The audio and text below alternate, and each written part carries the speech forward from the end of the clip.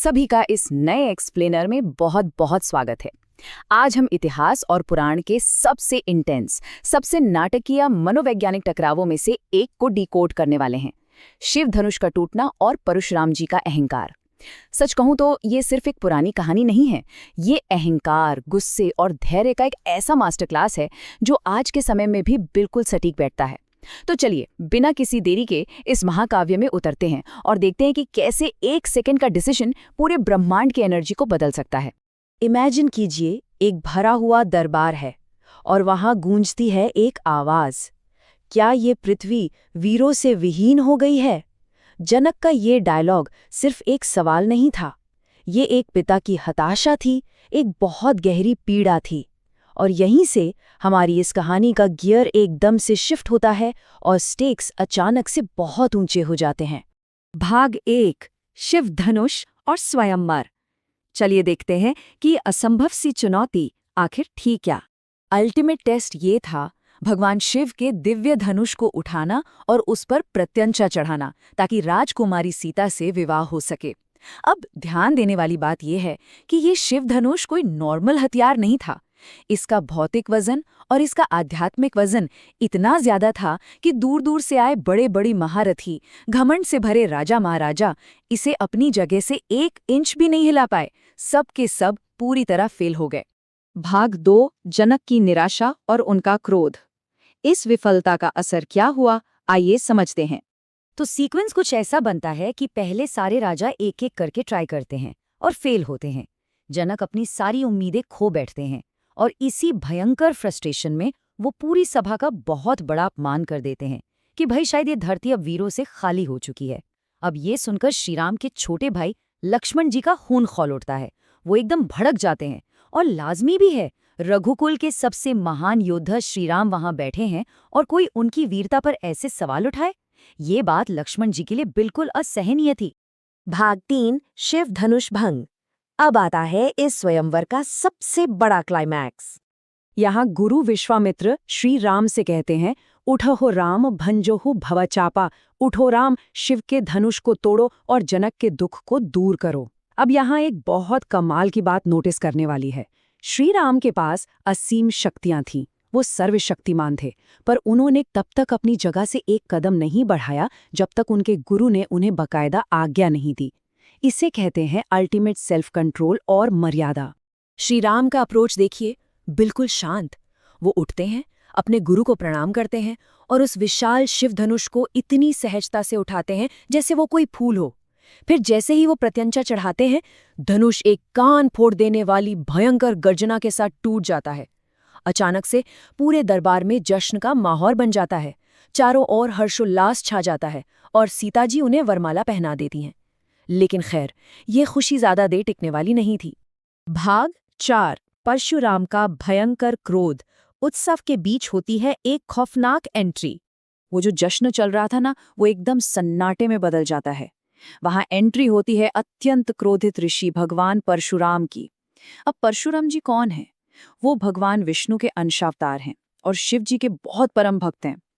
हुआ ये कि जब महेंद्र पर्वत पर वो तपस्या कर रहे थे तो उन्हें शिवधनुष के टूटने की वो भयंकर आवाज सुनाई दी और उनका गुस्सा 7वें आसमान पर पहुंच गया। उनका ट्रैक रिकॉर्ड बहुत खौफनाक था। 21 बार उन्होंने इस पृथ्वी को अत्याचारी राजाओं से विहीन कर दिया था। दरबार में कदम रखते ही उनका गुस्सा फूट पड़ता है। वो सीधी चेतावनी देते हैं, जिसने भी ये शिवधनुष तोड़ा है उसे सामने लाओ, वरना मैं इस पूरे राज्य को नष्ट कर दूंगा। सोचिए उस पल का माहौल। ये धमकी इतनी डरावनी थी कि वहां मौजूद हर एक इंसान दहशत में आ गया। पूरी सभा में आतंक फैल गया। भाग 5, लक्ष्मण परशुराम संवाद। यहां से शुरू होती है 2 बिल्कुल अलग तरह की ऊर्जाओं की भयंकर टक्कर। अब यहाँ जो डायनामिक्स है ना, वो बहुत दिलचस्प हैं। एक तरफ लक्ष्मण जी हैं जो बहुत ही स्ट्रैटेजिक तरीके से व्यंग्य कर रहे हैं, स्माइल कर रहे हैं। बेसिकली वो जानबूझकर परशुराम जी को प्रोवोक कर रहे हैं। और दूसरी तरफ परशुराम जी हैं जो अपने उबलते हुए गुस्से पर बिल्कुल कंट्रोल नहीं कर पा रहे हैं। वो बस अपनी शक्तियों का दिखावा कर रहे हैं, जो एक्चुअली उनकी मेंटल एनर्जी को और भी कम कर रहा था। लक्ष्मण जी का एक डायलॉग सुनिए। बचपन में तो हमने ऐसे कई छोटे मोटे धनुष तोड़े हैं, फिर इस पुराने धनुष से इतना लगाव क्यों? मतलब लिटरली उन्होंने भगवान शिव के उस महान धनुष को एक बचपन के छोटे से खिलौने जैसा बता दिया। ये कटाक्ष इतना तीखा था कि इसने आग में घी का काम किया और परशुराम जी के क्रोध को एकदम पीक पर पहुंचा दिया। अब गुस्से से पूरी तरह अंधे हो चुके परशुराम जी लगातार अपने पास्ट के अचीवमेंट्स गिनाने लगते हैं। वो बताते हैं कि कैसे उन्होंने 21 बार धरती जीती, कैसे उनके फरसे ने अनगिनत क्षत्रियों का खून पिया है। लेकिन इस पूरे अहंकार और गुस्से के शोर शराबे में वो ये भूल जाते हैं या कह ले कि देख ही नहीं पाते कि उनके ठीक सामने स्वयं भगवान राम खड़े हैं।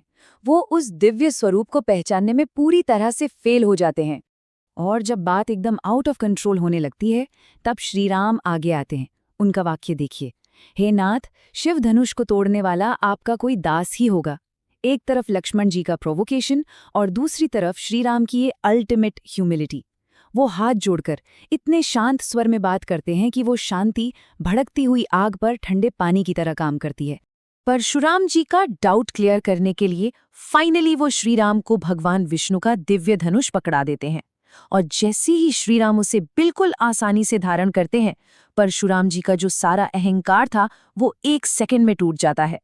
उन्हें एकदम से पूरी सच्चाई का एहसास हो जाता है।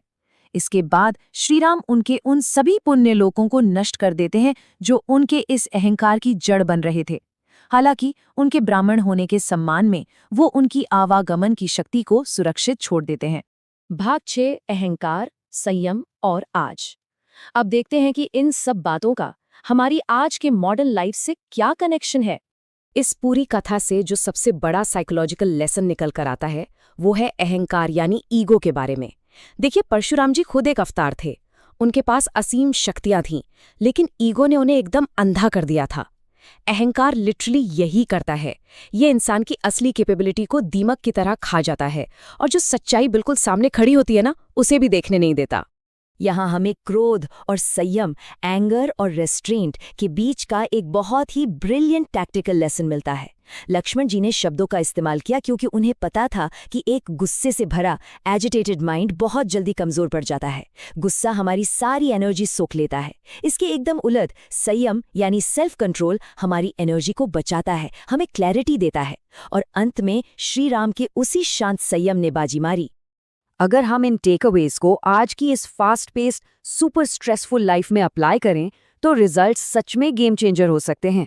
अहंकार हमें रियलिटी से दूर करता है, गुस्सा हमारी एक्चुअल पावर को वीक करता है, वहीं दूसरी तरफ बाउंड्री सेट करना और संयम बनाए रखना लाइफ में एक लॉन्ग लास्टिंग शांति ला सकता है।